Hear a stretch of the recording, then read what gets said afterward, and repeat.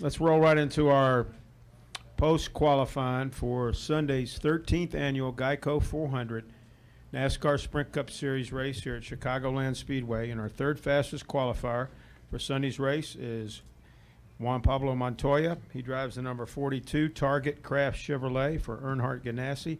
Juan, talk about your lap out there today. Certainly starting up front here on Sunday's race has to be a good deal for you. Kind of disappointed we didn't get the pole. You know, our car was really, really good in practice. Looking at Darfish, I was losing a lot in 1 and 2, and I nailed 1 and 2 in qualifying. I went into 3s thinking, oh, I know what I got to do, and I lifted and never turned. So it's like I got back to the gas, and I went, oh, I'm like, oh, great. You know, I know that feeling. So I was actually surprised we finished third, you know. When he bucks down like that and you still got to make it all the way to the start-finish line, normally it's not a good sign. But it was okay, you know. We've been pretty good the last few weeks, you know. So, you know, around the Indy, they started bringing new cars and better things, and we've been running a lot better, so it makes it more fun. Very good. We'll take questions now for Juan. We'll start right here with Lee, and we'll get to your questions. Go ahead. Lee Spencer, Fox Sports.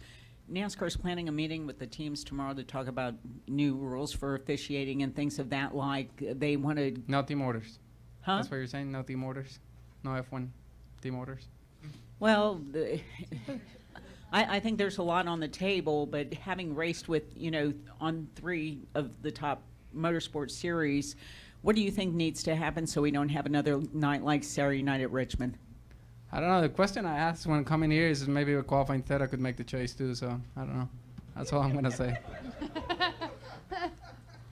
I don't want to get involved. It's way above my head. Thank you. Yeah, I ain't getting involved in that one. Other questions? Nate? Nate Ryan, USA Today Sports. I'll try to get you in trouble on another topic. Restarts were a big deal after Richmond, the Edwards restart on Paul Menard, and I know you were involved in something like that at Dover with Jimmy.